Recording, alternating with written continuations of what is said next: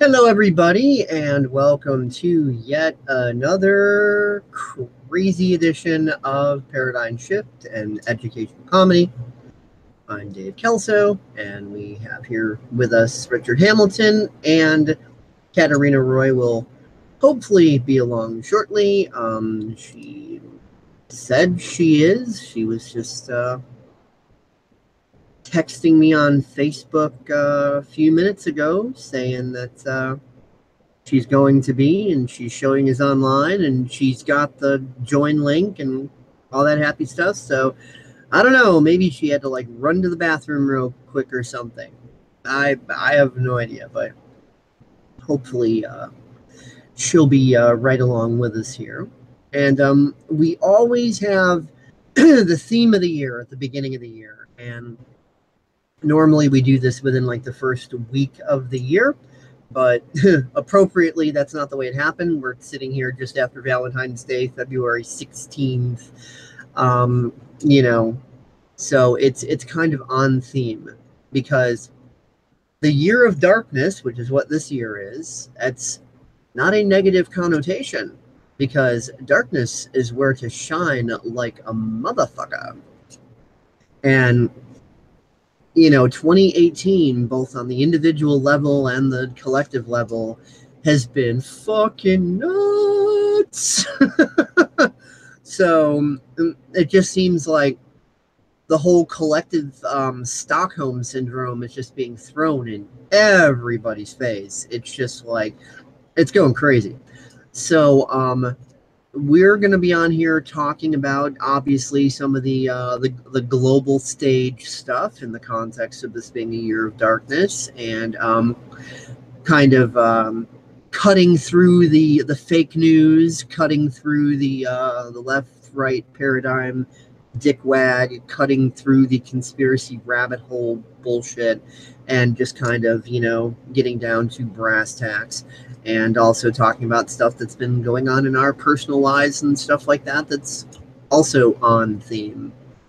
So yeah, I think I will let Richard start this off because we just had that lovely little mass shooting in Florida, and you got the right saying, "Oh, the shooter was a leftist," and you've got the left saying, "Oh, the shooter was a Trump supporter." And it's like, all right, let's just say the shooter was human, and if you really want to play the identity politics blame game, let's put it right there. I identify as human. We're all human, okay? Let's put the blame there if there's blame to be put anywhere. And so that's the main thing that Richard was kind of wanting to start off with. He's kind of got a lot to say on that. So lovely Year of Darkness video starting off with a mass shooting, because remember, gun-free zones are your friend. Ban spoons, they make you fat. So there you go. There's logic. Yeah. Yeah. Um, well, I mean, it's a good way to start, good place to start. I could say is 2018 thus far, or in the last month and a half, has been quite a ride. Quite a ride indeed. I've noticed a lot more increased narcissism, even though that's been the theme for the last couple of years. It's just been progressively elevating ever since 2012. That more obvious narcissism of the human condition, but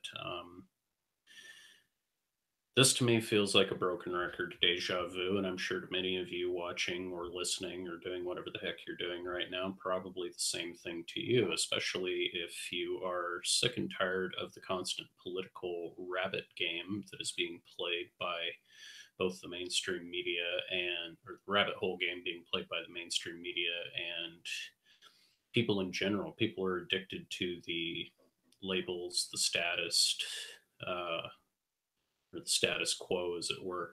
People are leaping to conclusions. People are demanding answers. People are playing the problem reaction solution game. People are in a nut house frenzy right now over this whole thing, and understandably so.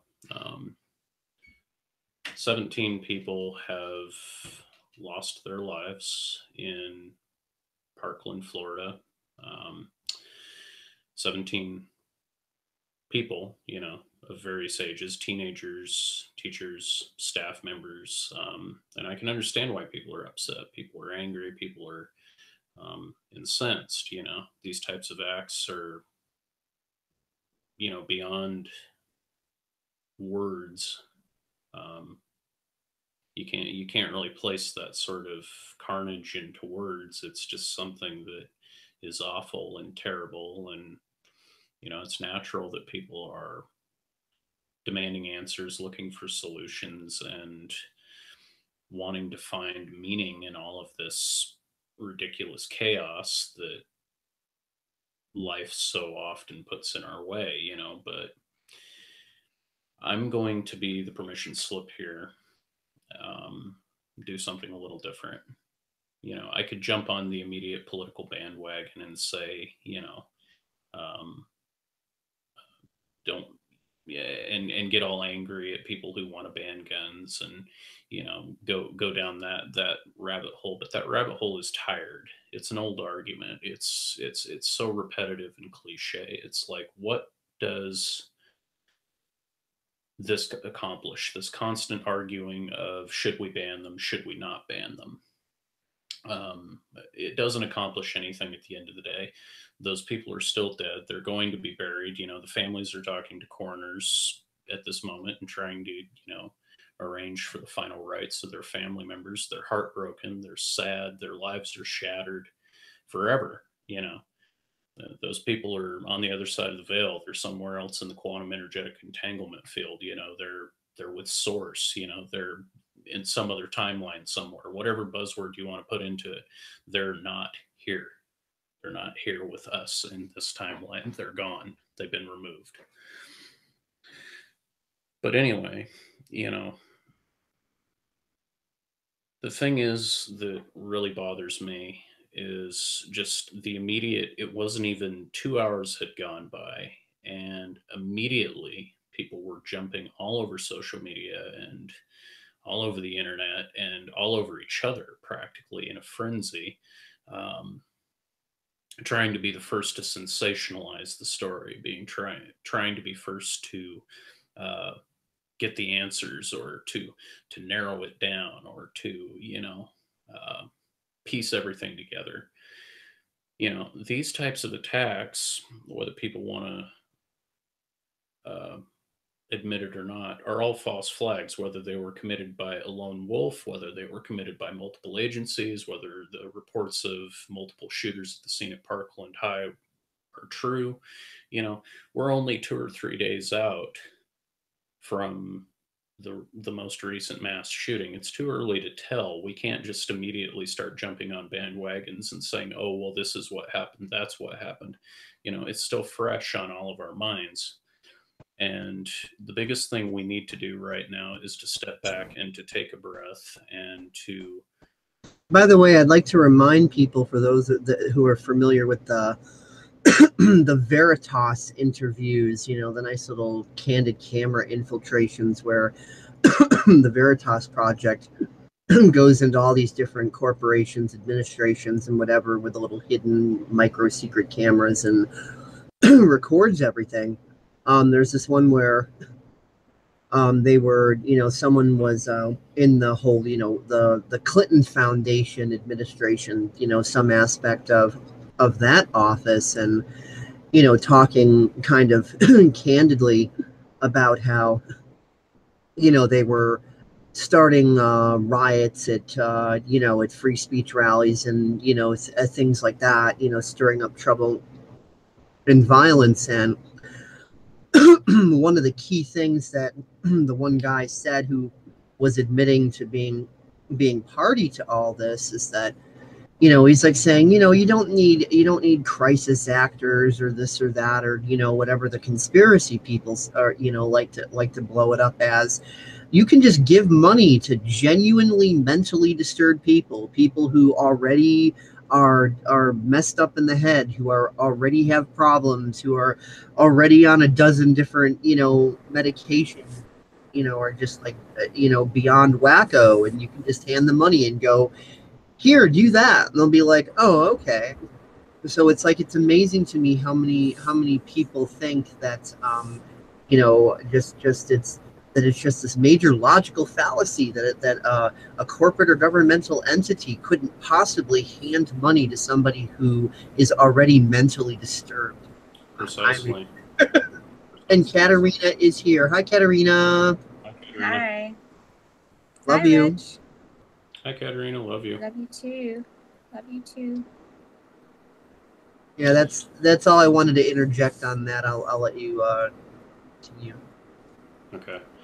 Well, anyway, to what you were saying, Dave, further my point, regardless of the semantics of the Parkland high school shooting, it doesn't take some massive government budget and a bunch of false flag, paid actors and multiple shooters to create havoc. All it takes is one loose cannon who is messed up in the head already, who is already on the mental malware, as it were, who is a symptom or a cough, as it were, of the already societal disease that is rampant in today's world: the narcissism, the anger, the hatred, everything that they constantly psychologically and subconsciously bombard us with on the daily already through psychological warfare and manipulation, MK Ultra, all of those things.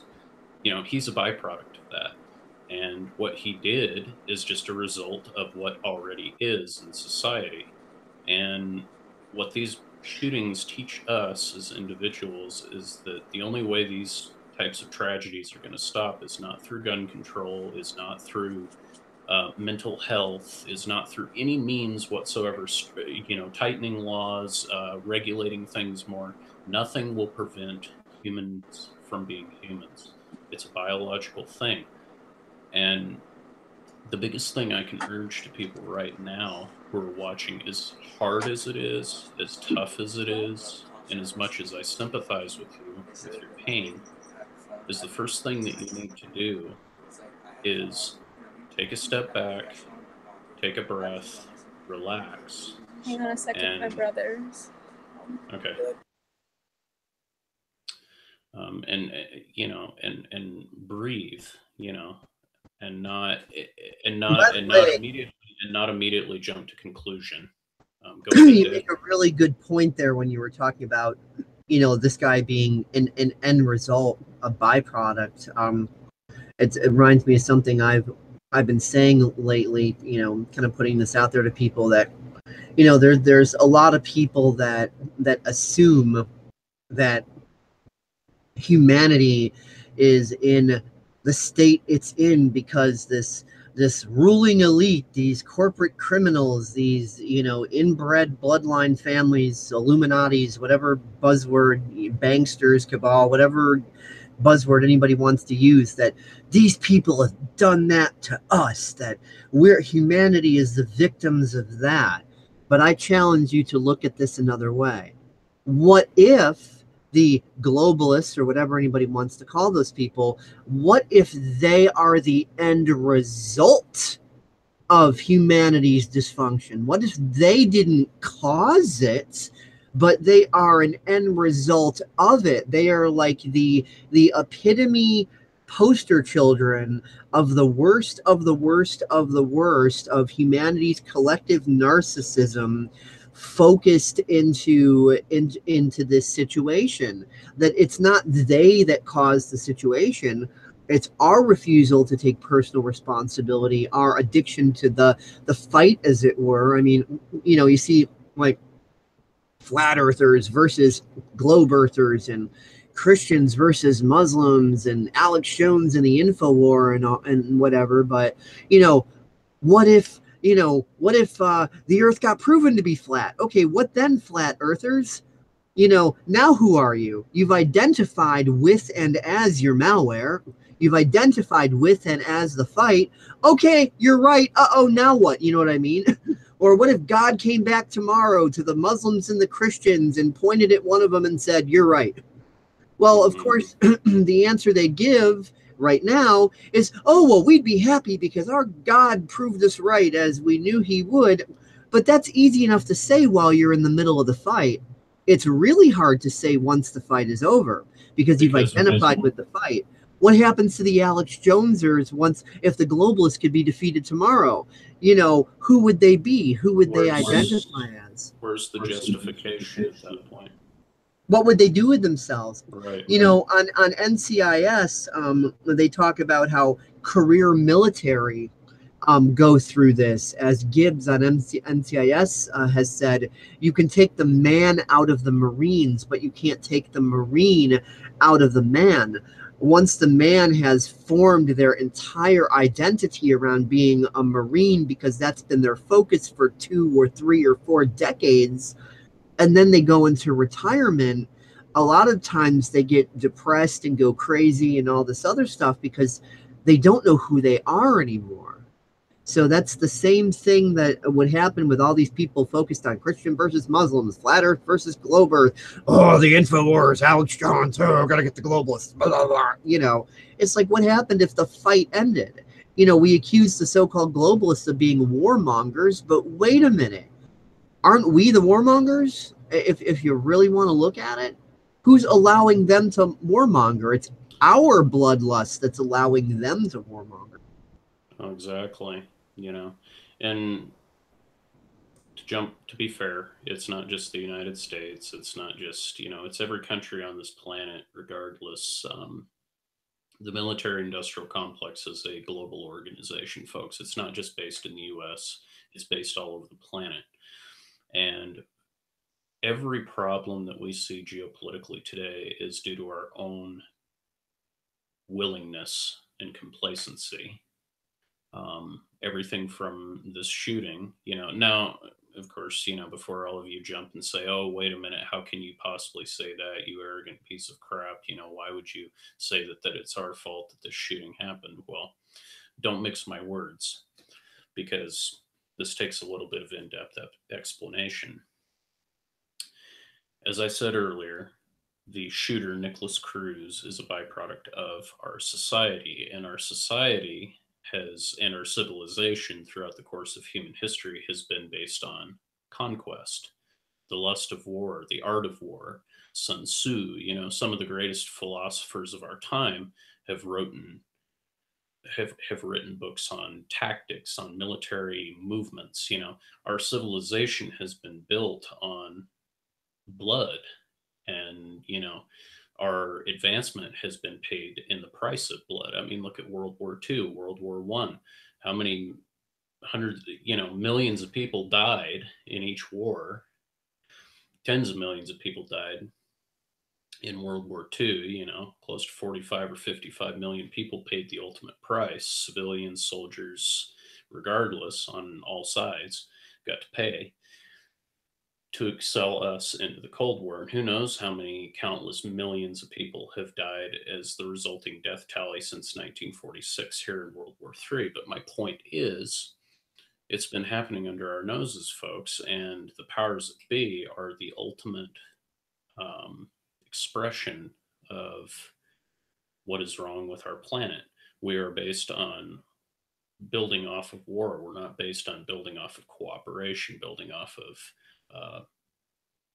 enlightenment, true enlightenment, meaning having an open mind and open heart, collaborating, being kind with one another, being respectful, you know, and genuinely being interested in working together, not, you know, not holding hands around a campfire singing "Kumbaya." You know, everybody gets along with everybody, because that's never we've normalized insanity. We've normalized insanity, flipped and inverted. So that anything, that's what I refer to as not so common sense, the sense that should be common but isn't. Mm-hmm. Usually when you say something that is just basic sanity, you get one of two reactions. People either think you're really wise and deep and profound, or they think you're just batshit delusional and that you should just go fuck off and die. Mm-hmm. You get one of two reactions. Right. Yeah. But yeah, we've been living basically 5,000 years of history being controlled by Arkham Asylum villains, as it were, and through complete complacency. You know, nobody woke up in the morning. Nobody wakes up in the morning, and none of those parents who had their kids shot wake up physically in the morning and actually consciously think, I want to be dominated today. I want to live in this world that we live in. I want these things. I want all this nasty stuff to happen. Nobody wakes up like that. Nobody does. Nobody wants to wake up that way. But it's not the consciousness. It's not conscious thought. It's subconscious. It's action through inaction. It's, the pushing the buck off on somebody else. Oh, well, I'm just, whatever. We all do it. I do it. Everybody does it. And this collective. Can I give a mundane example of that right quick before some people's heads implode? Sure. Take, for example, like, this is so typical, so cliche. A girl, in the process of growing up and becoming a woman, all she's ever dealt with is, scumbag guys. And, she didn't wake up one morning going, I really just want to deal with scumbag guys. I would love that today. Please, scumbags, bring it on. No, she didn't do that. It's just that has been her experience. And so once that experience becomes normalized and her neural networks are wired that is reality, anything opposite that reality, fight or flight kicks in. It's like, oh, that's a danger. It would be like, it feels like somebody trying to say, no, not someone trying to say cough, cough, cough. Somebody trying to say, oh yeah, walk off that cliff. Gravity isn't going to pull you down to your death. And so that like sense of danger comes in, like, no, gravity's going to kill me if I walk off that cliff. That's how they perceive it when somebody says, you may have dealt with a lot of assholes, but not all guys are like that. That's also the premise of racism too. Like, white people that have been, brutalized all their, for all their lives by black gangbangers, or black people that have been oppressed by, nasty Gestapo white cops and, whatever. They, once that's normalized, you've got that normalized prejudice. And when somebody tries to say, oh, well, not all black people are bad, not all white people are bad, not all cops are bad, not, fight or flight kicks in, like, yeah, fuck you, you're setting me up to be a sucker. If I listen to you, I'm going to get hurt. No. So that self-preservation kicks in. That's what that shit is. Mm-hmm. Mm-hmm. Yeah, exactly. Whenever people hear things that are contrary to their ultimate way of believing, the cognitive dissonance comes forth, and then the fight or flight comes forth, and then beyond that, then total and utter shutdown results, because it totally defies their entire operating system, their entire mental state that they've been living in through life. That's psychology. But beyond that point, basically the biggest thing to do right now is to take a breath and to get oxygen to your brain. Don't let your fight or flight kick in, because that fight or flight is what people are doing right now, and that's what gets people hurt or killed, and that's what makes these mass shootings so effective. And that's why the globalists, the epitome of what we have created, they're essentially the focused representation of all of the problems in humanity. They are us, we are them, as the old saying goes. They couldn't be where they are without our complacency, without our help, without our support. They are where they are because we put them there. We complacently vote for them every couple of years, the puppets. As Larkin Rose said in the Mental Malware video in regards to Hitler, he said, what could one stupid guy with a silly mustache have possibly done on his own without the support of the people? Exactly. And that goes for every government throughout history, both republics and tyrannies, regardless. Regardless if you like Abraham Lincoln or not, he said, the destruction of the United States will not come from an outside force, but it will be the destruction of the United States will be determined by the people. We are the authors and the finishers of the story, as it were. That's not a direct quote. That's just a paraphrase, but he said something along those lines, and it holds true. we people, regardless of what country we're from or where we're from, we are the authors of human destiny. Our genetics are, millions of years of coding. I mean, a lot, people in the science community go, oh, we're only around for 10,000 years or whatever. And it's like, who knows how long we were around? People's, that's all assumptions. But anyway, beyond that, the whole Parkland shooting is just another, it's just another symptom of the overall societal issue.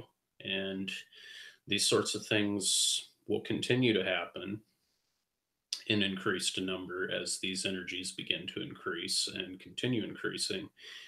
And they won't stop until we on the individual level say enough is enough and we take responsibility, through whatever means necessary, until we stop passing the buck on to somebody else, until we stop, pushing it off and throwing it to the side.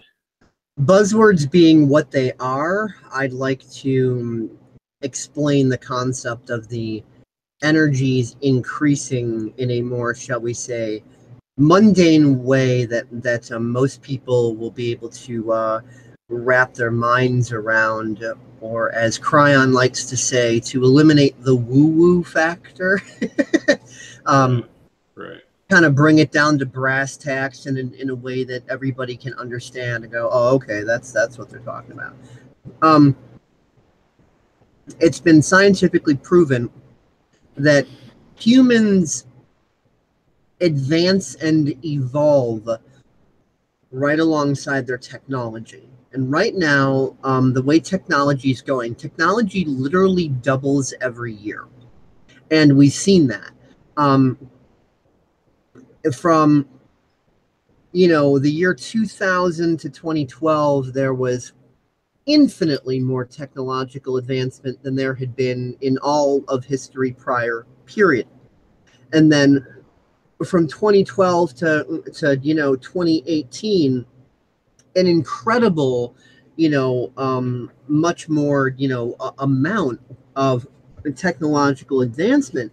And what this technological advancement has done to us, especially in the form of social media, the ability for anybody to get on Hangouts and have discussions like this, that the ability for anybody to basically become their own little, news broadcasting center or opinion broadcasting center, whatever you want to call it. We are being exponentially bombarded with information coming from all over the fucking place. And this is not going to stop. This is going to continue to become more exponential and tighten.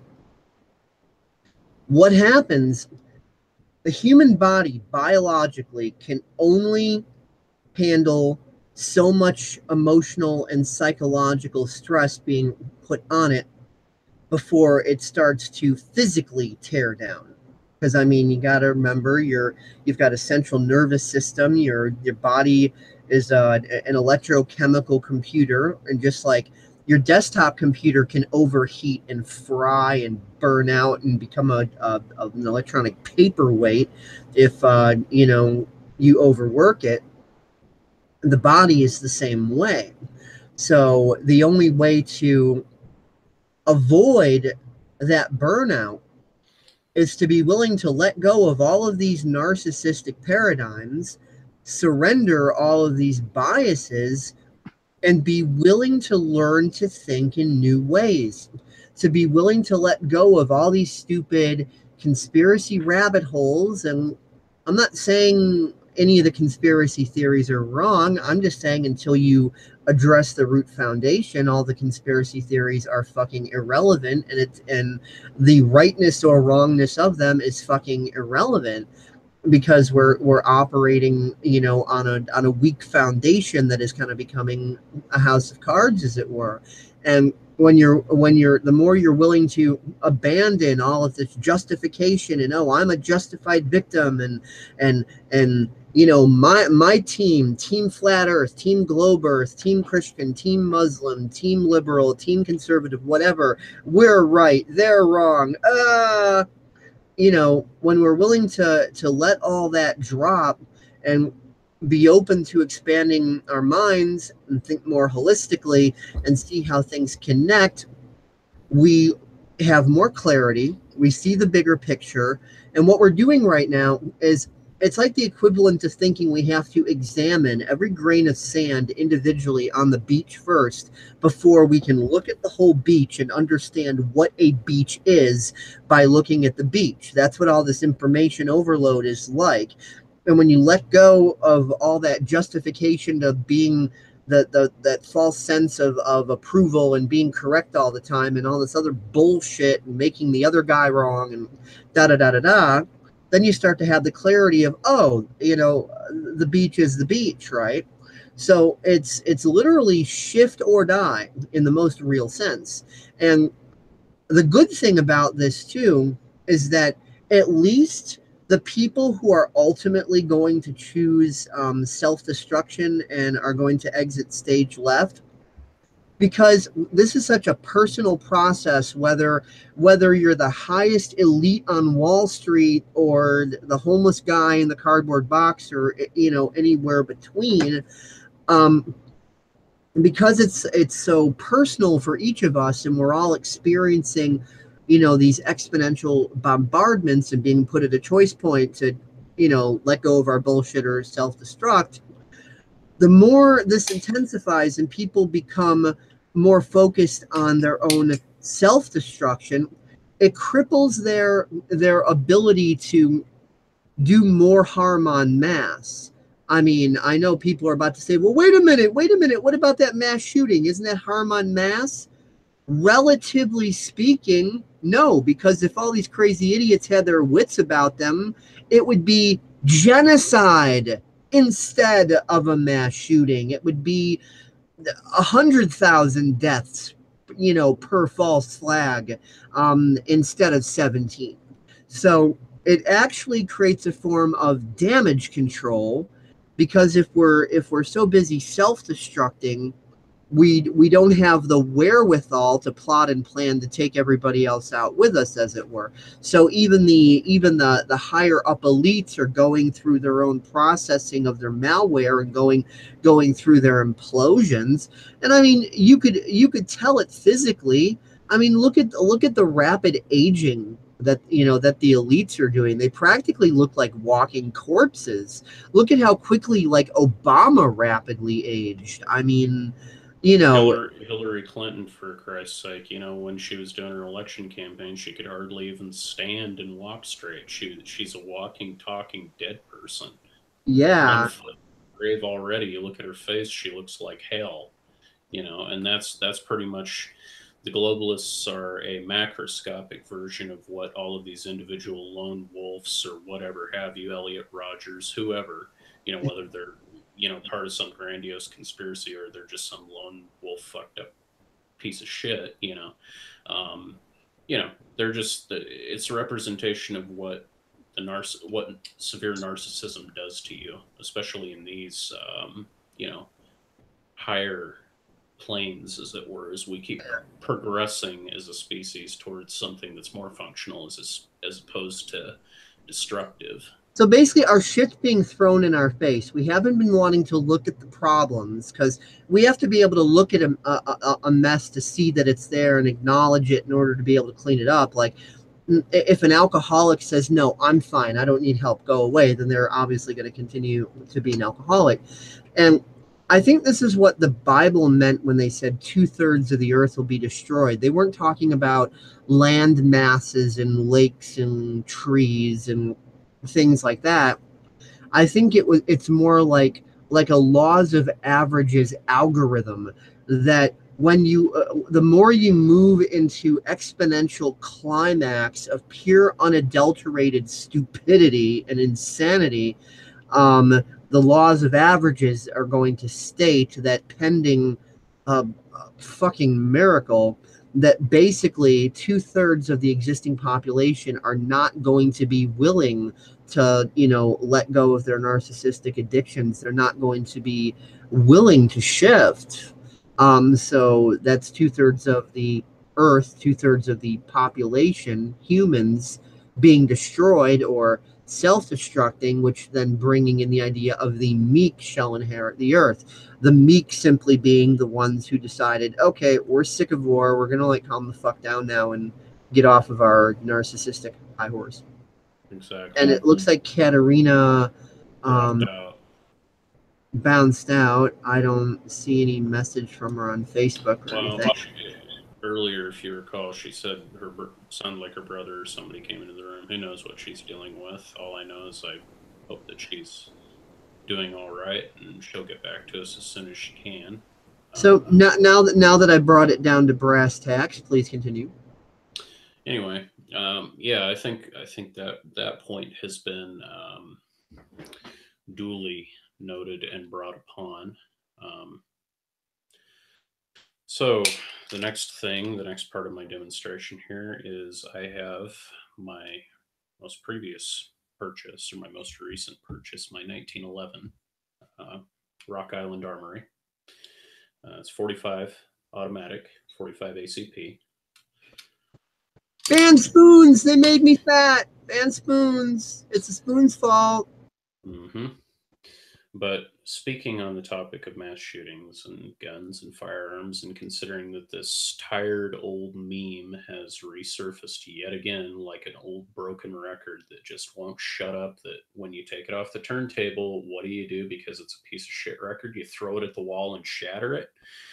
Well, let's ignore the fact that the first thing that every tyrant in modern history has done is disarm the people, taken away the guns, and then that's when the genocide happens. Let's forget about all that. Speaking about narcissistic tendencies, the most narcissistic thing you can do is take the right to self-preservation and self-protection away from people.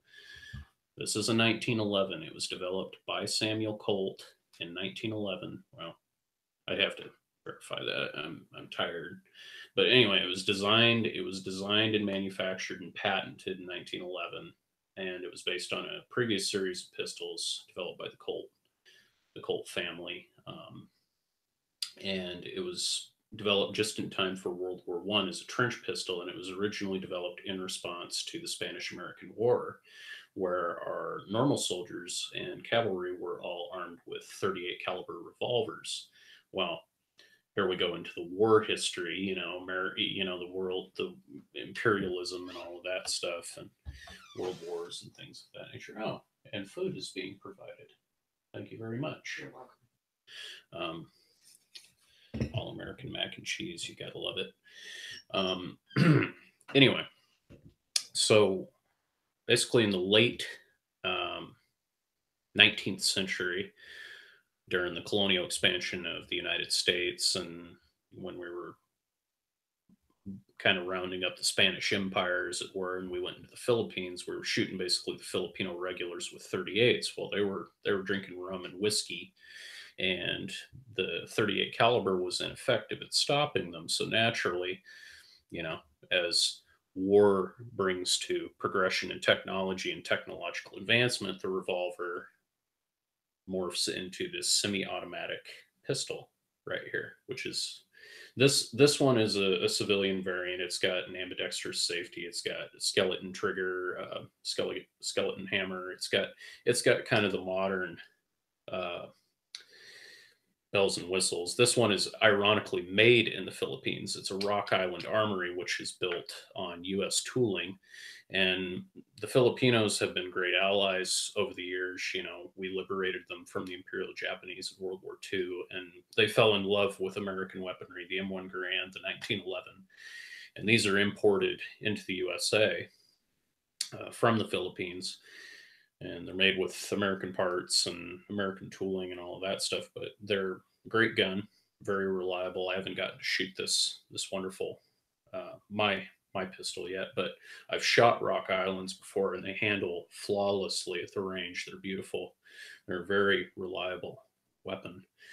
But moving on past the history of this piece, from the top of my brain, this ultimately is a tool. And this tool, mind you, yeah, it was originally developed to a military specification, but like anything, whether it's a flintlock pistol, or, you know, flintlock musket. You know, it can put dinner on the table, or it can be used to shoot at paper out at the range, you know, to test your accuracy. It can be used for self-defense against somebody who means harm, grievous bodily harm, or it can be used in a very irresponsible and deadly way to kill people and to take lives and to do horrendous damage. But here's where the self-preservation and the taking individual responsibility comes in. Now, I'm not saying this is a 100% everybody needs to go out and buy one of these type of thing. If you don't want to and you're not comfortable with it for whatever reason, don't. I'm not saying you have to. I'm not metaphorically putting this to your head and saying, hey, go buy a gun, you worthless commie SOB. We need more red-blooded Americans. My doctor said I was pissing red, white, and blue, and it might be colon cancer, and I told him to F off because America. You know, that's not what I'm saying, you know.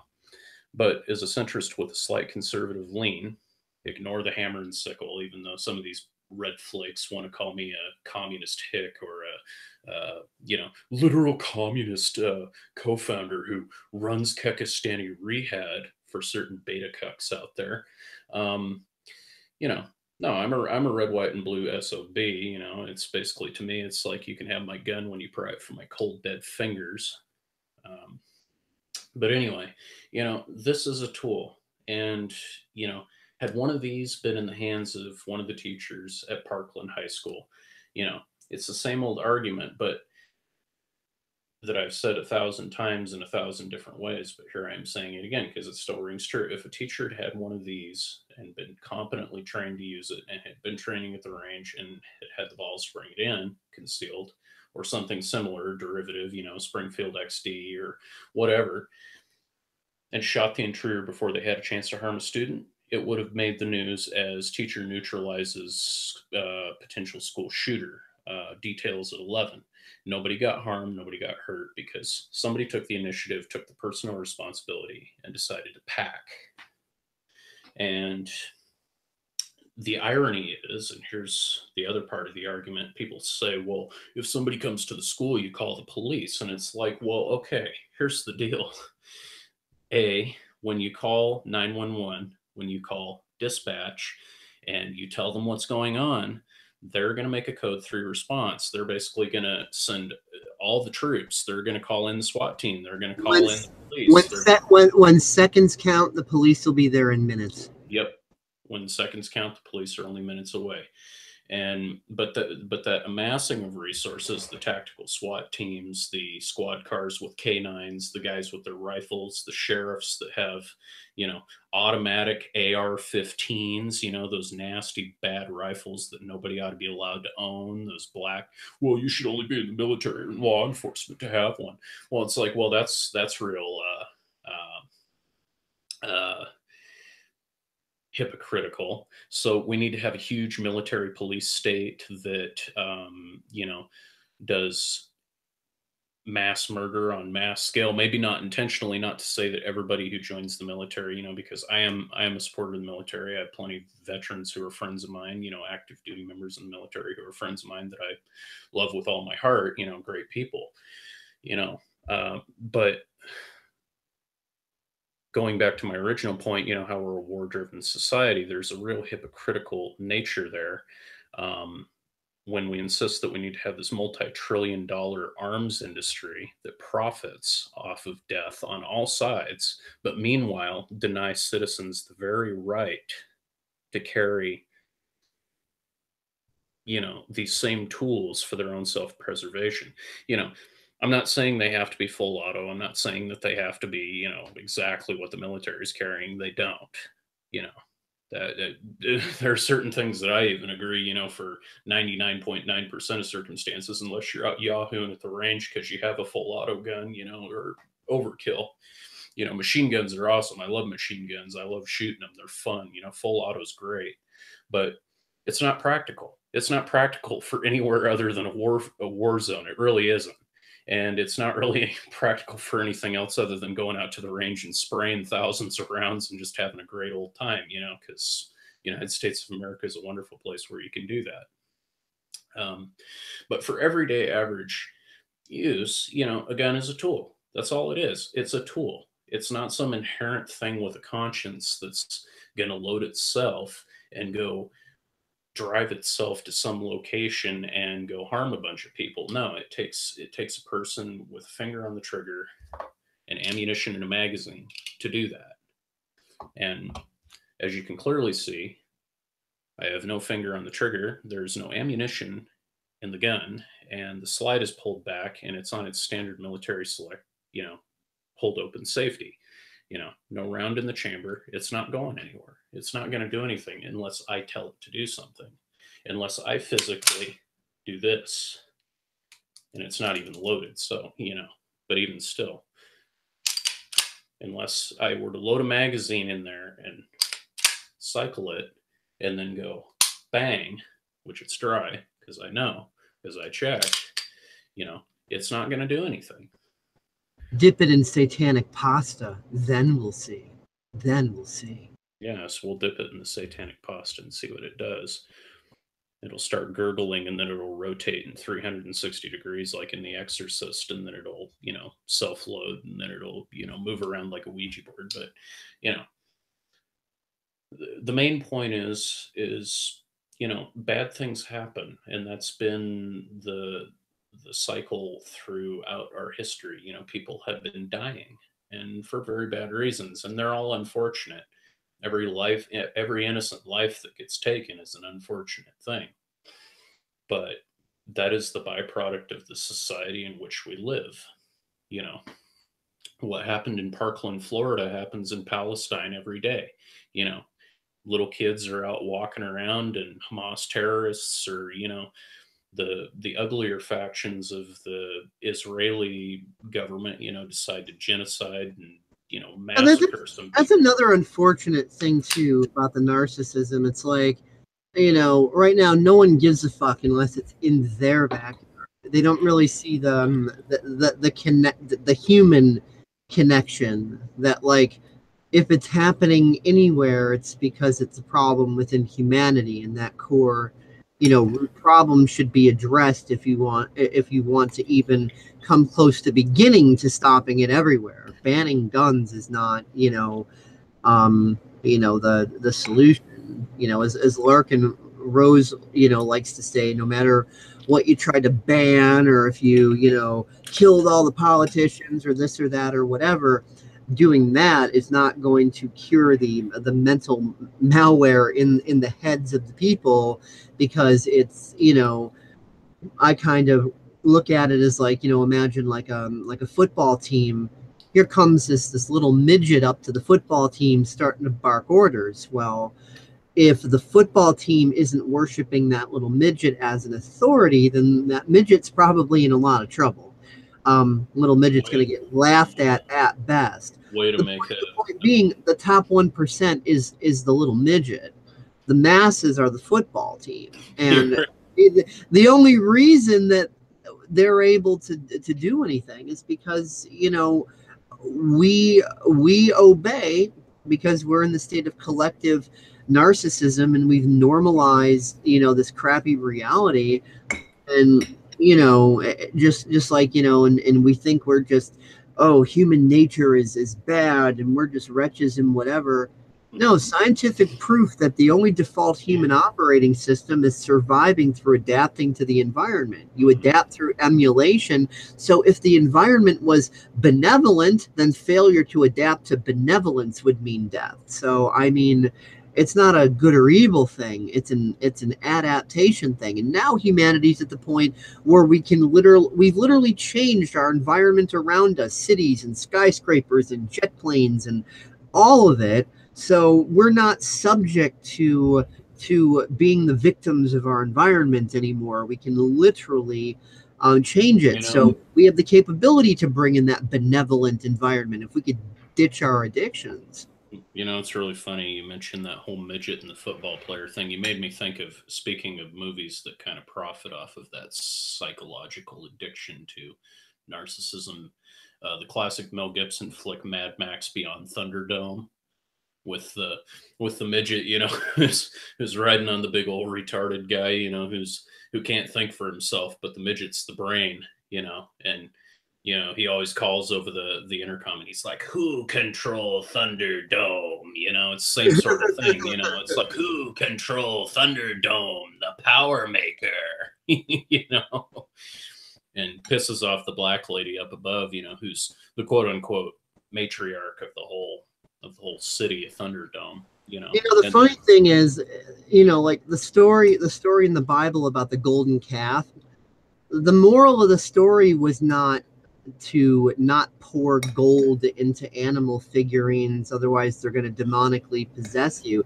The moral of the story is if you surrender your critical thinking and you surrender your right to be your own authority, and you become the poster child of the phrase, "There's a sucker born every minute," that then is the worship of the golden calf, which is why there's the bronze bull in front of the financial center building on Wall Street, for them to kind of admit this, that like, hey, you're worshiping our authority as your golden calf.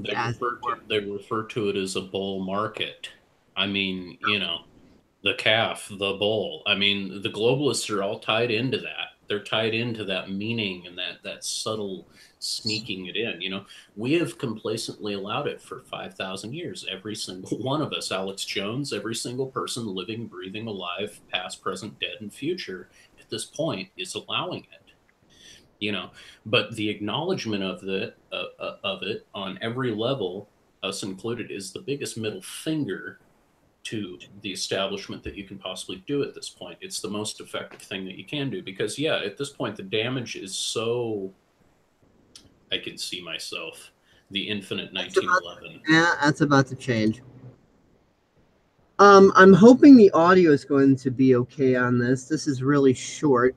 Hey Dave, I'm gonna be right back. I'm gonna go get some water. Oh, you already know what I'm about to play, right? I think banning guns is a good idea. I think I've seen that, but give me a second. Okay.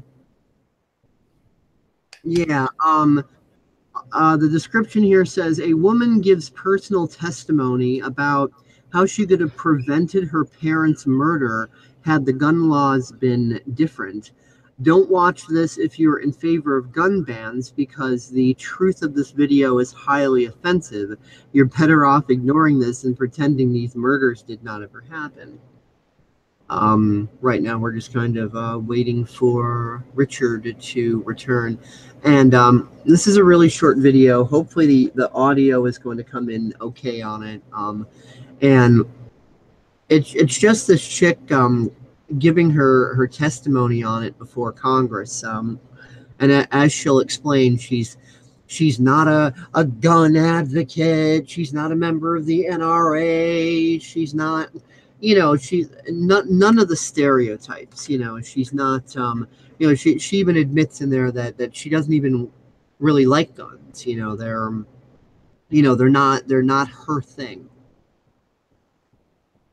And in just a moment, hopefully Richard will return sooner rather than later here.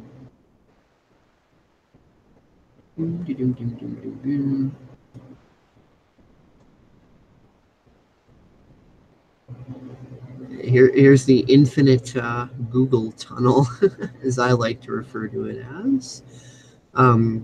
But yes, Richard will be right back in just a moment. Halfway tempting to locate some like Jeopardy theme music or something. Do do do do do do do do do do do do do. Okay. That's kind of cool the way this does this. Okay, Richard, come on back now. Any moment now, Richard will be back, and I can resume here. Just kind of trying to fill up space right now with chatter. It's almost like an on-hold message, like, your live stream viewership is important to us. Richard Hamilton will be available shortly. You are caller number 3641 in queue to be answered. Your estimated wait time is... Anyway. Yeah, so just waiting for Richard to return. And as my voice is picked up and the little green indicator bounces back and forth, we kind of see that bouncing motion going through the infinite tunnel of Google. Come on, Richard. Okay. Please hold. The next available Richard Hamilton will be with us momentarily. Alrighty. I don't know if anybody's watching live right now. Where it says the viewers at the bottom, it says 0 viewers, but YouTube does typically lie when it comes to that stuff. And Richard is back. I have returned. Okay, here we go. I should attend this thing, and I'm not here representing UNRA. I'm not even a member. Okay? Secondly, I'd like to say that in your opening statement... Can we hear this okay? It's a little fuzzy. But is it understandable, or is it complete garbage? Play it a little bit more. Yes, you commented specifically on my testimony. That would be pretty hard to understand. Shit. Let me try lowering it a bit more. That basically it had nothing to do with this issue. And I had to chuckle because then I noticed you had Mr. Brady. Can you hear that okay? Maybe a little more. Lower it a little more. Huh? Lower it a little more. Okay, just a little more. Up here who was hit not with an assault weapon, but with a .22 caliber revolver. Is that okay? Yep, perfect. That'll be just fine. Okay, cool. So I had to turn the volume way down. I can hardly hear you, but that's okay. As long as everybody else can hear this, we're good. Let me make sure that you understand I'm not here representing the NRA. I'm not even a member. Okay? Secondly, I'd like to say that in your opening statement, you commented specifically on my testimony, saying that basically it had nothing to do with this issue. And I had to chuckle because then I noticed you had Mr. Brady up here who was hit not with an assault weapon, but with a .22 caliber revolver. So getting beyond that, I didn't grow up in a house with guns. I don't hunt. I personally abhor hunting. But I was given a gun by a friend when I was 21 to carry in my purse for self-defense, and I was taught how to use it. A couple of years ago, my parents and I went to a cafeteria in Texas on a bright sunny day. We weren't in a dark alley where we weren't supposed to be. And as you all know the story, this madman drove his truck through the window. And he began shooting. So immediately, my father and I got down on the floor and put the table up in front of us. And this guy kept shooting. And we're thinking, what could it be? Is it a robbery? That's the first thing that generally comes to mind. And it's the shooting. It took me a good 45 seconds to realize that this man wasn't there to commit a robbery. He wasn't there for a hit. He was there to simply shoot as many people as he possibly could. Now, I'd like to make something clear. I hear all this talk about how many bullets can go in a clip. I've been there. I can tell you it doesn't matter. It takes 1 second to push out a clip. You can have 1 bullet or 100 bullets. It doesn't matter, guys. I've been there. He goes, stop. Just like that. That's not enough time to reckon. I promise you.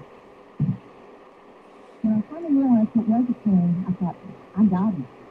And I reached for my purse. He was maybe 12 feet away. Well, is it possible my gun could have been sure? Is it possible I could have missed her? But I can tell you I put much smaller targets at much greater distances. But then I realized that a couple of months earlier I had made the stupidest decision of my life. I took my gun out of my purse and left it in my car. Because there's no knowing the state of Texas that sometimes a felony offense to carry with ammunition. I can tell you that I'm not mad at the guys who did this. As he continued, it was obvious that he was a madman. My father, at that point, said, I just got to do something. I've got to do something. He's going to kill everybody in here and arrest me. No way. Guy turned, shot him in the chest. He went down, was obviously mortally wounded. For whatever reason, that moved man changed directions and go off to my left. Shortly thereafter, someone at the back of the restaurant broke out a window. When I saw what looked like an opportunity to escape, I turned around and I grabbed my mother by the shirt and I said, come on, we gotta run, we gotta get out of here. And then I took her away. I was outside. As soon as I got out, I realized that my mother had not followed me. And as I learned from the police officer, she had crawled over to where my father was and cradled him until the guy got back around to her, put the gun to her head. She looked up at him, put her head down, and he pulled the trigger. My parents had just had their 47th wedding anniversary. She wasn't going anywhere. As I mentioned, I'm not really mad at the guy that did this. And I'm certainly not mad at the guns that did this. They didn't walk in there by themselves and pull their own triggers. The guy that did it was a lunatic. That's like being mad at a rabid dog. I'm mad at my legislators for legislating me out of the right to protect myself and my family. I would much rather be sitting in jail with a felony offense on my head and have my parents alive. As far as these so-called assault weapons, you say that they don't have any defense to you. You tell that to the guy that I saw on a videotape of the LA riot, standing up on his rooftop, protecting his property and his life from an entire mob with one of these so-called assault weapons. Tell me that he didn't have a legitimate self-defense use. Just one final statement. I've been sitting here getting more and more fed up with all of this talk about these pieces of machinery having no legitimate sporting purpose, no legitimate hunting purpose. People, that is not the point of the Second Amendment. The Second Amendment is not about duck hunting. And I know I'm not going to make very many friends saying this, but it's about our rights, all of our rights to be able to protect ourselves from all of you guys that did. Precisely. Mm-hmm. I've seen that video before. That's one I've seen many, many times. But yeah, it rings true to this day, you know. Yeah, it's not just for self-preservation, but it's also to prevent the current nature of mankind from doing the full retard. That's why the founding fathers put that little implementation in there, because it's to prevent Hitlers and Stalins. Yep, because they understood as much as anybody, as being astute observers from history, what happens when you have an unarmed populace. Tyrannies arise, and they cost great amounts of blood to vanquish, and often when such vanquishments occur, they get filled by nothing more than the same thing. But yeah, overall, this gun is a tool. This gun is designed to defend one's life. It's designed to be used by both good hands and bad. You know, it's a tool, and it's neither inherently good or evil, but it is power, and with power comes great responsibility. It's like, put it into the sense of like Marvel superheroes or DC superheroes. You know, both characters have equal opportunity to either do good things with their powers or to do wickedly evil things with their powers, but just them having powers isn't inherently dangerous to humanity. What's dangerous is how they decide to use said powers. And that does remind me, you know, of the old famous Spider-Man saying from Uncle Ben. You know, he always told Peter, you know, Peter, with great power comes great responsibility. Well, this is great power, and there's great responsibility in having such power and being able to wield it precisely controlled. With great Ebola power come great Ebola responsibility, my brothers, when you know the way. Yes, my brother, you must know the way. This is the way. You need to know the way. We must protect the queen with the The way. way of Uganda. The I great wonder harvest if of Uganda. I wonder if the Queen would be rejoining our conversation. Well, she came through on the video, my brother. But I think the other queen triggered that queen, my Queen brother. Queen Katerina. I do not know if she will come back and show us the way.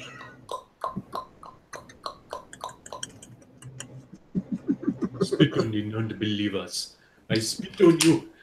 I spit on you. I spit on you. I give you the Ebola. This is the Ebola. We must do the chant to summon the Queen back to the live stream.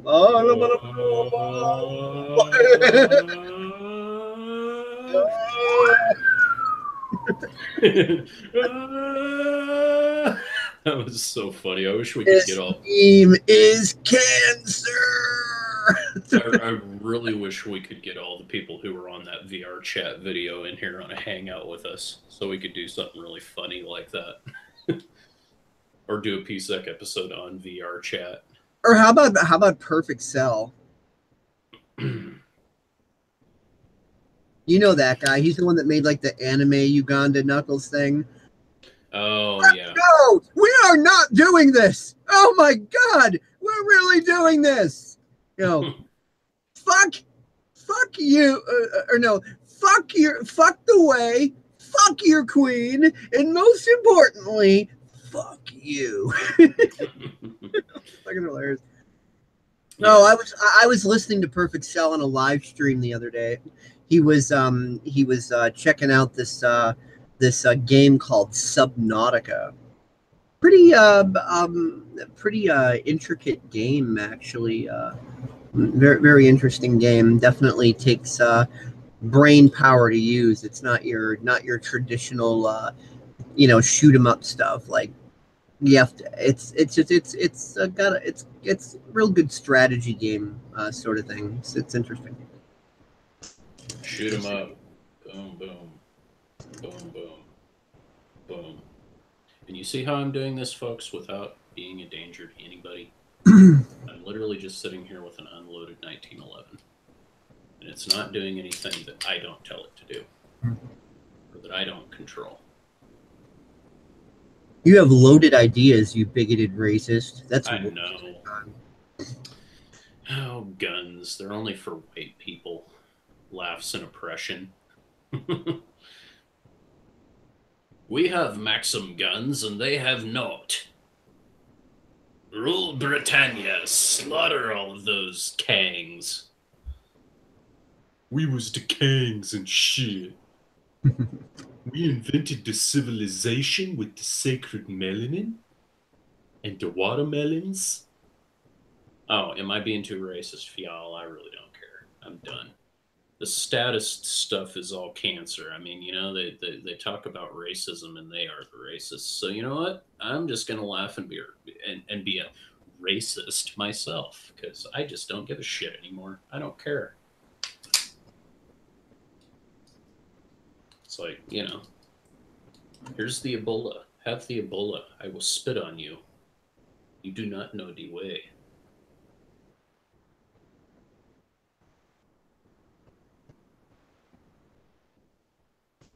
By the way, the movie Who Killed Captain Alex is freaking hilarious.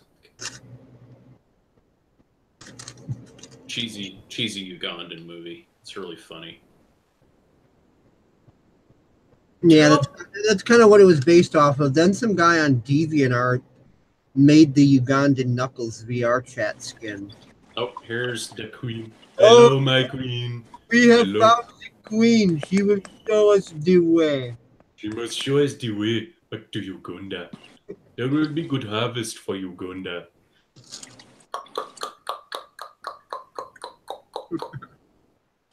Welcome back, Katerina. Hello. Hi, Katerina. So getting more back onto the more interpersonal part of the Year of Darkness, Katerina, got any interesting, integrating, shifting, synchronistic stories to share with us? I do want to hear. I'm not in a sharing mood. Uh-oh. Oh boy. What? Oh, nothing. It's just, you know. Well, we like it when you share. Yeah. I know. It's just been a lot of stuff we've been dealing with here.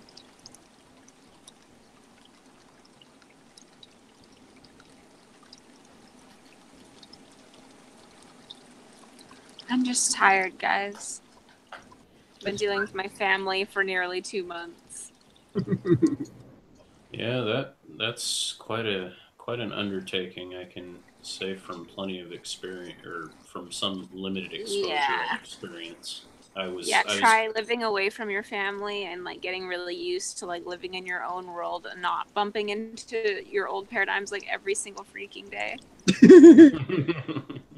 Like, and then coming back and then just being like, whoa, man, I came from like kind of a rough place.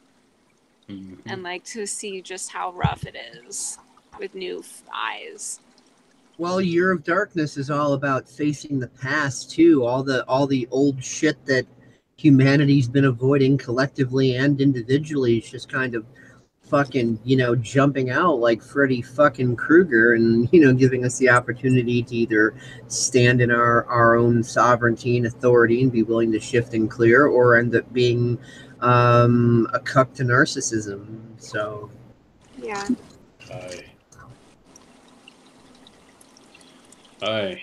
Yeah, we're relatively past a lot of the gun conversation at this point, and we were actually very neutral with it. Yep.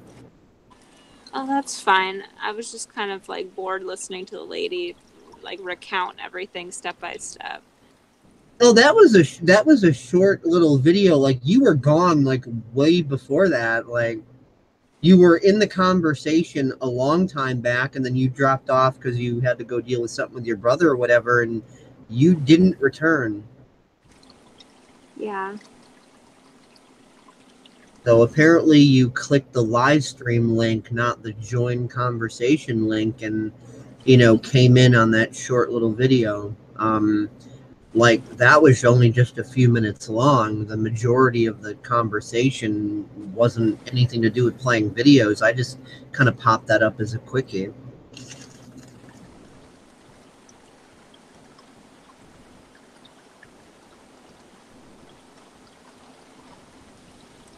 I think Richard is having Google fuck with him a little right now. Yeah, just a little. Yeah, it froze pretty hardcore. But yeah, basically that whole video is just basically one I've seen before, and it basically just kind of reiterates the point why it's important for people to take self-determinating responsibility, and basically, Yeah, just a personal responsibility thing. I just tossed it up there as just a little quickie to illustrate the point, so that people know that it's not just me and Richard flapping our irrelevant opinions that nobody cares about, and we shouldn't waste our time talking about, according to some beta cucks. But anyway, to let show people that it's a thing. It's not just a Richard and Dave thing. It's it's a thing. Mm-hmm. I mean, I think that video was like from the mid to early like 70s or something. So like that. No, it was later than that, because the assault weapons ban that she's referring to is mid-90s. Oh, really? Oh yeah, yeah. No, the first set of bans came along while here we are going into firearms again. Woohoo! 1986, the Reagan administration passed a machine gun. It was another Machine Gun Act on top of the 1968 and the 1933 acts. It basically prevented any new manufacture after 1986 for civilian. I guess it was just the video quality. I guess it was just the video quality that made it seem 70s-ish, because it kind of seemed like tacky 70s broadcast video, sort of. Yeah, 70s, 80s, 90s. It was all about the same quality. We didn't really start to see better quality until after the 90s went by. It was all pretty much VHS at that point. And plus her hairstyle and the way she was dressed really wasn't helping. No, it was very 90s-ish. Early to mid 90s-ish. Yeah, because the assault weapons ban, which was really nothing more than semi-automatic rifle band, which is basically like my AK is without a sporterized stock. She had kind of like a early to mid 70s like look about her, like as far as her hair and her clothes and everything. Right, That's right. another reason that, and plus the way the people were, the political people in there were like dressed was like that, you know, like that 70s style corporate fucking whatever. So it's later than 70s. It's definitely 90s. But anyway, beyond that, Katerina knows more about fashion than me anyway. That she does, and me. But anyway, the 1993 assault weapons ban, which is really again another buzzword, which has been carried on until the modern times. You know, assault weapon. It's like, you know, that's a load of crap expression that was developed by some politician somewhere who didn't know jack crap about guns. Sprinkle salt on your Colt over there, and you'll have a salt weapon. Yeah, a salt weapon. Salty. But anyway, you know, it's one of those deals basically where they basically made a bunch of you know, rifles weren't allowed to have a pistol grip, you know, a standard pistol grip on them, and no standard butt stocks. So they made these sporterized stocks for a while, you know, and then by 2004, I think it was a 10-year ban, and it ended in 2003 and 2004. They weren't allowed to sell new 30-round magazines. You couldn't buy high-capacity magazines for a while. It was a bunch of stupid little stipulations that they had in effect.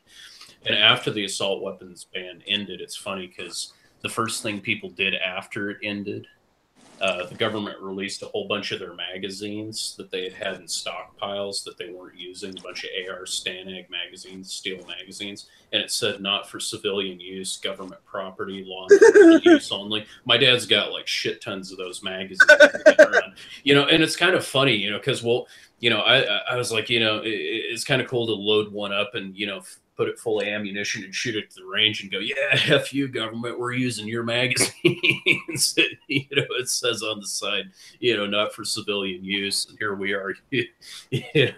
It's almost like downloading a pirate copy of a movie, but it was actually ripped from a studio copy. So like the opening screen at the beginning says it's a warning. It's a studio copy for editing and review only, not for commercial resale. Yeah, it's essentially sending a finger to the establishment. I always get a kick out of that. I'm gonna see if I can't maybe get my hands on a few of those at some point, just because they're fun, they're funny. But anyway, you know, yeah, little things like that. And that was a Clinton era assault weapons ban. But of course, the 1986 thing was only due to machine guns and all that. But beyond that, you know. Hold on a minute, guys. I'm broadcasting live on a live stream right now. What's up?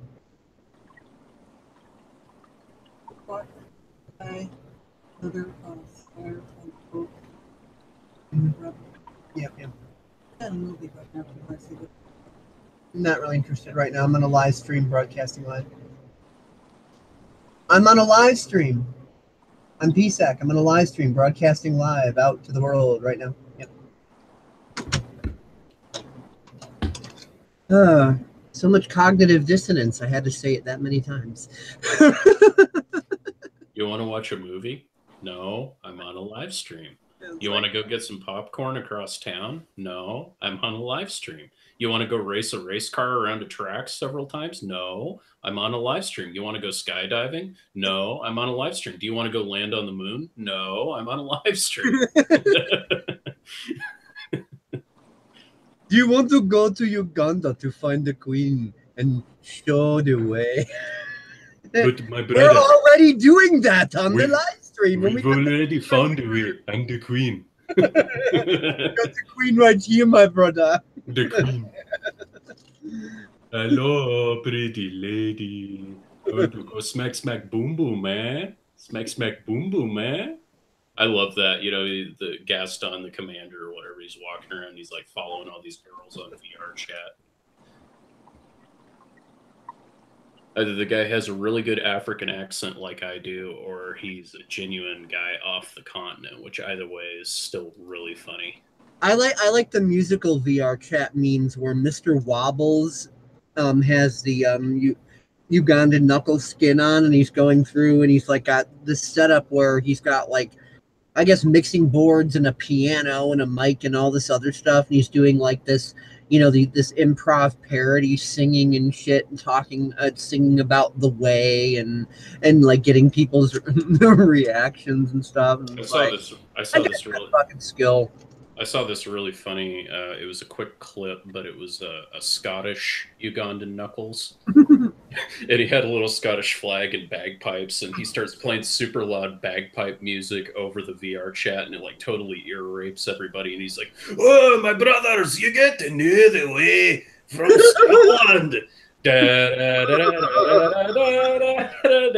Starts playing Scotland the Brave. I laughed so hard. It's Ugandan Knuckles wearing a kilt, and he's got the Glengarry on, and he's wearing Scottish regalia. I'm like, hey, that's me. You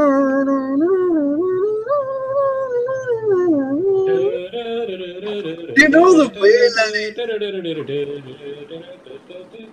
Instead of Scotland the Brave, Uganda the Brave. Where are the Ugandan warriors? Sending plenty of love from Scotland.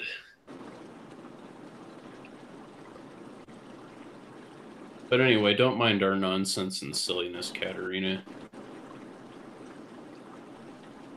We're just being silly over here.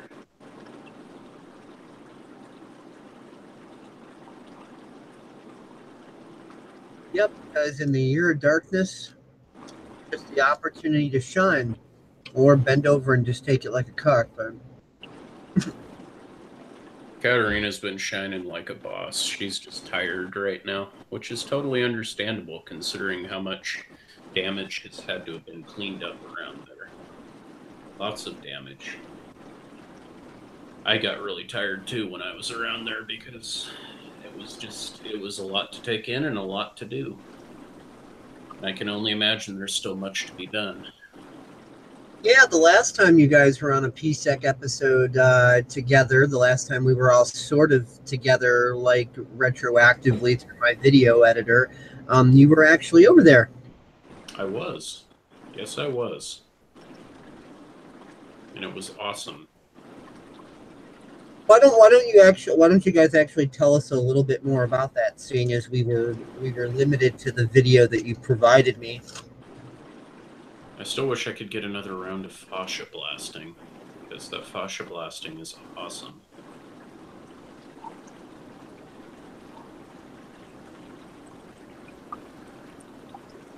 Where I put the little thing up above where you guys were that said fascism book live stream, and it said it like English and German, and it had the swastika through the Facebook app.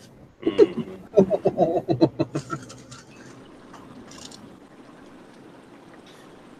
Yeah, I mean that was kind of a good chance to hang out with Katerina first for the first time. I mean, it was just kind of that culture shock of being able to see somebody you've only gotten to know online, for the first time.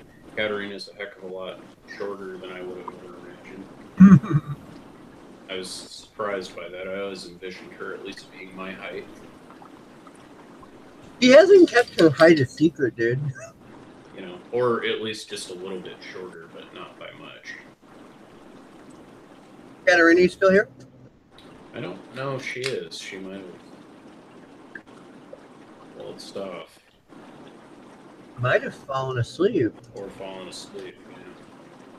I mean, it still says she's, connected into the stream here.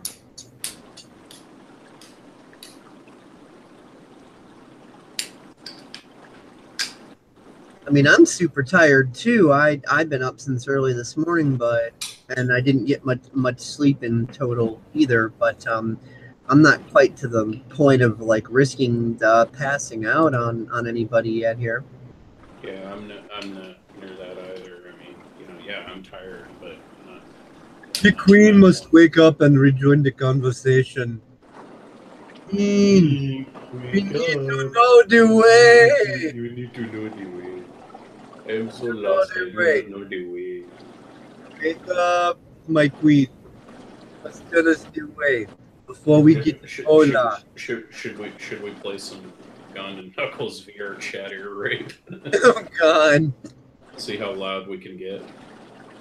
No, because we're on a live stream, and as fun as shit like that is in private audio conversations, that sort of thing, I would have to agree with Beta Cuck that would be a waste of time, and a bunch of nobodies would give a fuck.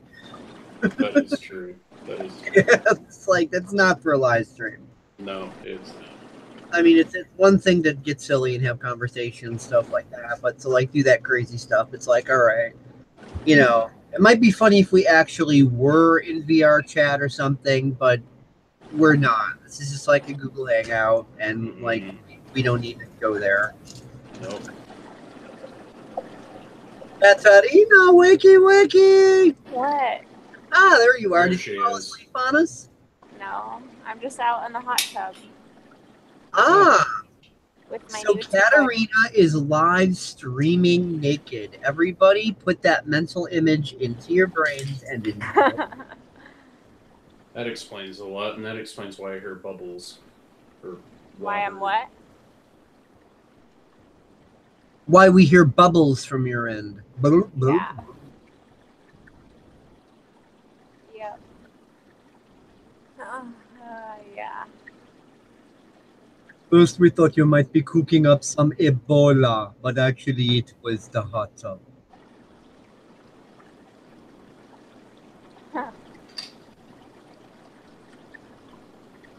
Oh God, when Perfect Cell was in the live stream about Subnautica, everybody was making jokes about Dewey and Ebola and all of that. Oh my God.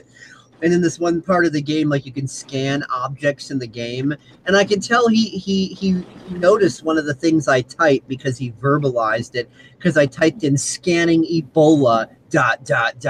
He's like, oh, we're scanning Ebola apparently. And like, scanning for Ebola.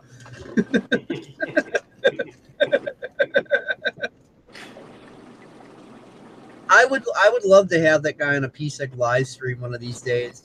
He's like ridiculously fucking funny. I should try to get a hold of him. He's like super popular, so it's probably gonna be like trying to get Lars Ulrich's attention by screaming in the crowd at a Metallica concert. But I'll see what I can do.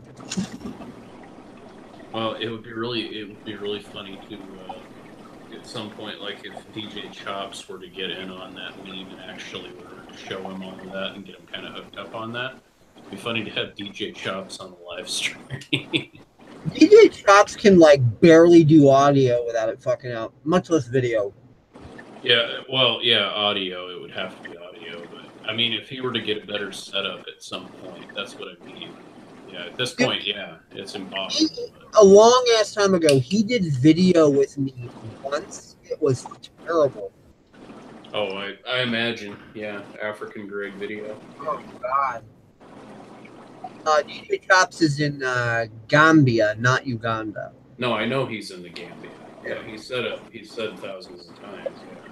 Our viewing audience doesn't know that, so that's it would still be really funny though, just because he's from the continent. He's the only guy that we really relatively know that Yeah, it'd be cool to show him those videos and then have him start talking about the way. That's what I mean. Yeah, he's fucking great. He's not from Uganda, but that's the point of it. Yeah, but still the same type of accent and all that. Yeah, he's got a similar accent. It's West African as opposed to East African, but still, yeah. He would yeah. It would bring the meme to life. It would just be like, Oh yeah, no kidding. That'd be fucking great. And actual Africa doing that. Do you know the way? I know the way to Gambia, but not Uganda. I mean, he talks like that too. It's great. Yeah, he does. It'd be like perfect for like the living version of that meme. It'd be awesome.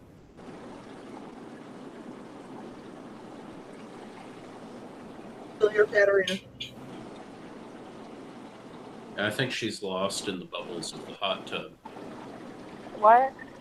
Yeah, but she's lost in the bubbles of the hot. I don't even know if she's even listening. Like, are you in this conversation? You said you wanted to be Not in at all. Not at all. Because you said you wanted to be in the conversation, and then I like re-gave you the link again, and then you joined back up, and this is like you're just like.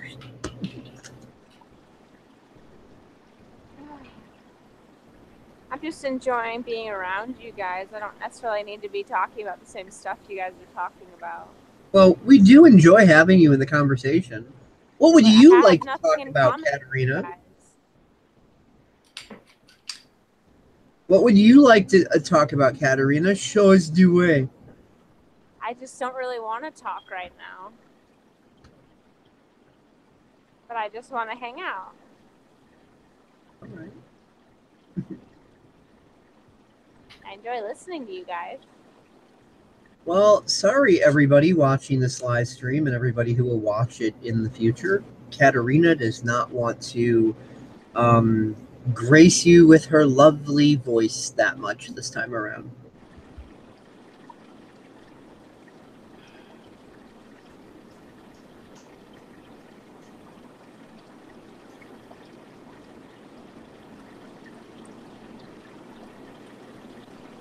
So anyway, darkness, shining light, all that good stuff. Oh, welcome back, Richard. You'd like to hop off for a sec.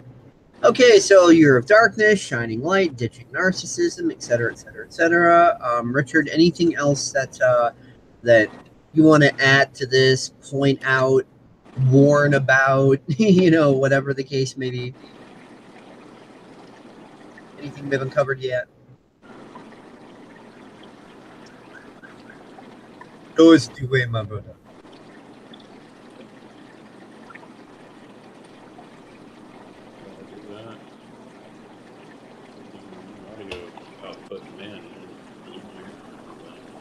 I can barely hear you. Testing 1, 2, 3. There you are. Testing 1, 2, 3. There you are. Were you able to hear me? Yeah, I can hear you so loud that you nearly blew my eardrums. I mean, I was asking if, there's anything else you wanted to add on the topic of, your darkness and shining the light and so on and so on, things that you haven't been brought up yet that maybe you feel are relevant and need to be brought up. Anything we have not gone into yet? No, I don't think so. Huh? I don't think so.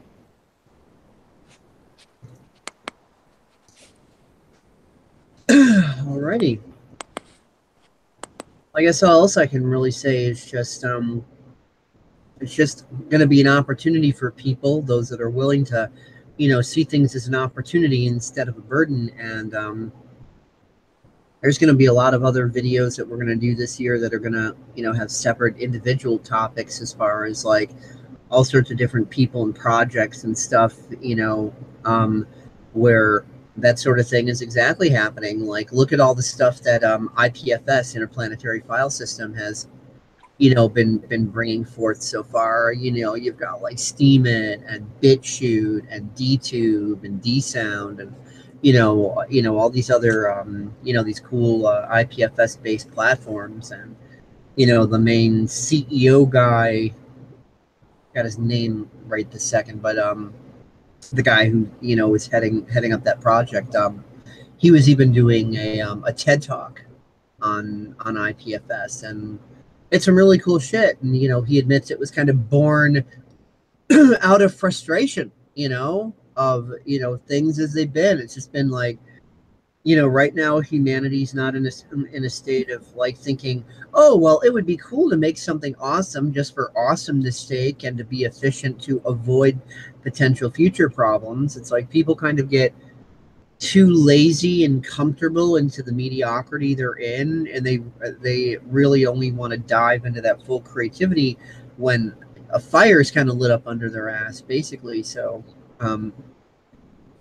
things like IPFS have been a result of that fire being lit up under our ass, and seeing that a lot of the ways that we deal with technology and the internet and all that right now are getting overloaded and are half-ass and are prone to censorship out the asshole by Naziistic fuckers and, all these different, various different problems. And so this platform has been created that is beneficial to, individuals and corporations alike. So, that's one of the many cool things that's happened. And obviously there's other non-IPFS platforms like such as Minds and WrongThink, so on and so forth. There's just all people are just getting creative with all these different, new ways of doing stuff, inspired by all the negatives. So,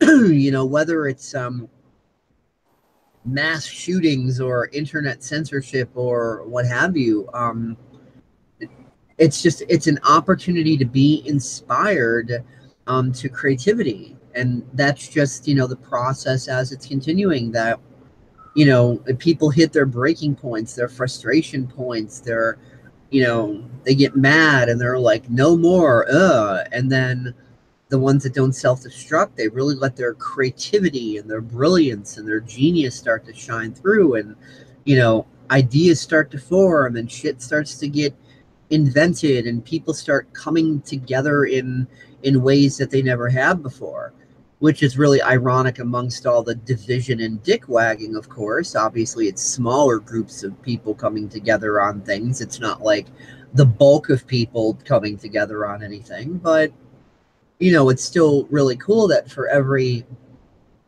shitty thing that happens, it inspires somebody to, go do something good and awesome. It's not only just inspiring people to whine like toddlers and have their tantrums and whatever. I mean, yeah, there's more than enough of that happening too. But amidst all of that, there's these small pockets of people that are, just inspired to do more and more good. And, this is just planting the seeds, and these things are just going to continue to grow because these ideas, these platforms, all the stuff that's coming about, I mean, it's really cool shit, like to the point where even a complete fool that knows less than nothing about nothing can look at it and go, wow, that shit's actually kind of cool, I like that. It's like that's also why these like these IPFS platforms are growing mainly by word of mouth primarily, because they're just so damn cool. Like once someone understands what that is and what it does, it's like, who wouldn't want it? I mean, it's been out since 2014. I had only vaguely heard of it until, late 2017. But like, once I really understood what it was about and what was going on, I'm like, fuck yeah, I mean, I'm using the IPFS-based platforms, and once I know a lot more about IPFS than I know now, like shit, I'd love to run, an IPFS node over here on a computer over here. Like, shit's awesome. There's lots of cool shit happening. So when you see all the crazy going on in the world and all the destruction and all the people going batshit and just all this other stuff, just remember there's good shit too, but you got to look for it. And if you can't find it, maybe create some of your own good shit. Mm-hmm. Because I mean, it's happening whether you see it or not. And there's I've run into so many people that won't even look for the good stuff. They automatically assume it doesn't exist.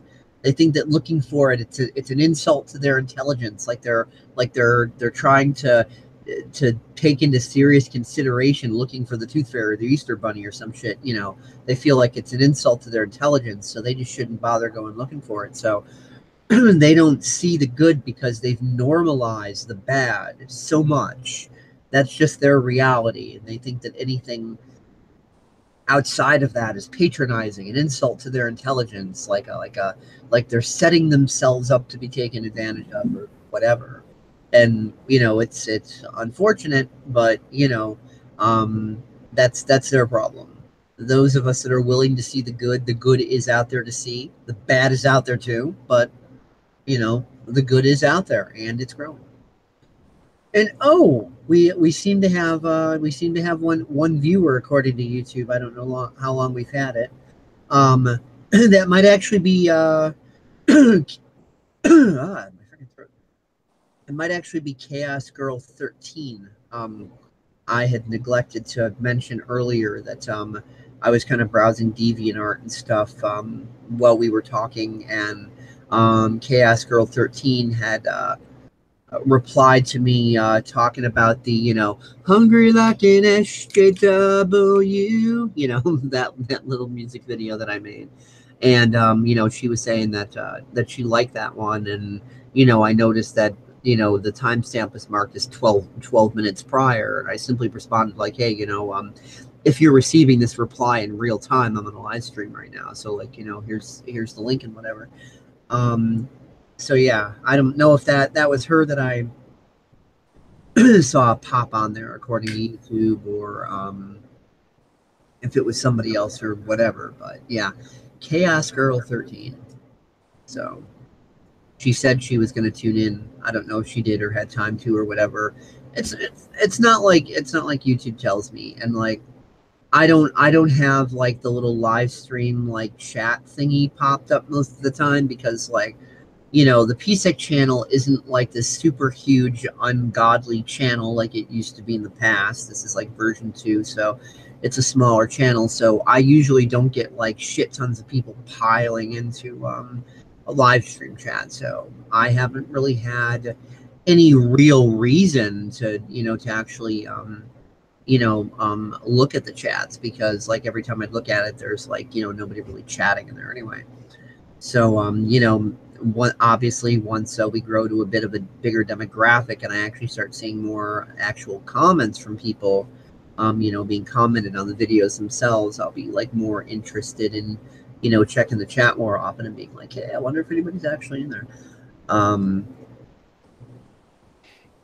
But yeah, I think I basically said all I need to say about that, and I might be risking like beating a horse to death to go any further. Like, how many different ways do people need me to say, hey, the darkness is a place to shine your light, and there's good and there's bad, and it's a fucking menu, and both things are on the menu, and you get to pick which one you want to order, the shit burger or the hamburger. It's up to you. Mm-hmm. So this year is going to be really challenging. It's not going to get any less intense for us individually or collectively. So if you want to be able to navigate through it, you just gotta learn to drop all the self-loathing and the narcissism and all the societal bullshit that the educational system and the mainstream and society in general has taught us how to be. Be willing to drop that normalization of it and to renew our minds. Love that one Bible verse that talks about do not conform to the patterns of this world, but instead renew your mind. Fucking A. Mm-hmm. Is Katerina speaking? Yeah. We can barely hear you. If you want to be heard, speak up. It says, be transformed by the renewing of your mind. Be transformed by what? By the renewing of your mind. Ah, yes. Yep, be transformed. I mean, I literally have it like written, like it's literally a part of like a pair of shoes that I have. Like I didn't write it on there. It's like it's literally like a part of like the shoe design. That particular Bible verse, so it's pretty interesting.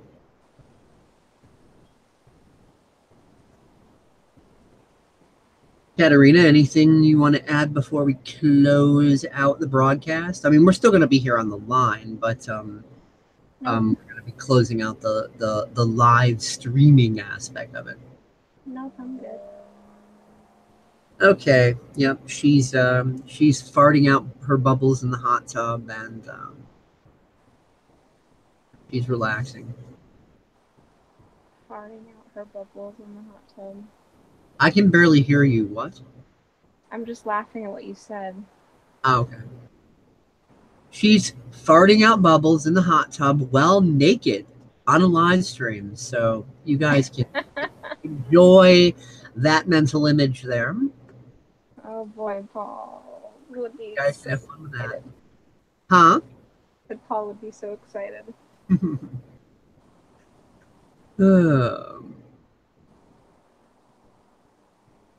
Yep. So I guess that's it for this live stream. Other than to simply say I don't expect anybody to blindly believe a word of anything I've said, and I'm not looking to conform anybody to my views. Neither is anybody else on this live stream, and I just feel that all this stuff is just, it's happening. So people don't really need to be convinced. I mean, when their time comes, they will be facing this, head on in their own lives. So nobody will need to convince anybody of anything. When it comes their turn to face this stuff, they'll be facing it. There's a lot of people holding out like, oh no, it's all conspiracy stuff, or it's all new agey shit, or it's all Christian nonsense, or it's all insert your psychologically projected label here. But it's a thing, and if you don't know it yet, you'll eventually slam into it, or it'll slam into you. So it's okay if you don't believe me, if you think it's crazy or whatever. That's all good. That's your right to your opinion. I'm not looking to change anybody's mind. I'm only looking to speak to the like-minded, and because they haven't mastered telepathy yet, neither have I. And when we speak, it's mostly going to be the non-like-minded who hear. Kind of unavoidable. So, yep. Any last words, guys? Nope. I have nothing else further to say at this point. I mean, I've pretty much said everything that needs to be said. Last word from my brother, Odd Green.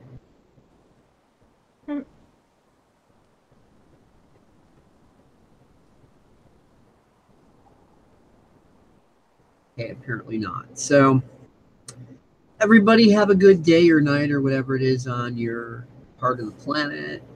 Catch you later. Happy Year of Darkness. See ya. Shine bright. Laters.